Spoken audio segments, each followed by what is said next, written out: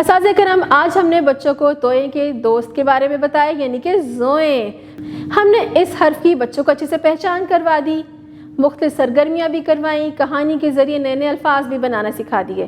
کمرہ جماعت میں بھی آپ بچوں کو کوئی بھی نئی کہانی سنائیے، اس کے متعلقہ نئے نئے الفاظ بنانا سکھائیں، فلیش کارڈز دکھائیے، مختلف تصاویر ضرور دکھائیے۔ اسٹیم ایجوکیشن کی سرگرمیاں بچوں کو ضرور کروائیں اور ان دونوں حروف کی اچھے سے پہچان کروائیے۔ اب میں آپ کو بتاؤں گی کہ اسٹیم ایکٹیویٹیز کون کون سی ہوتی ہیں۔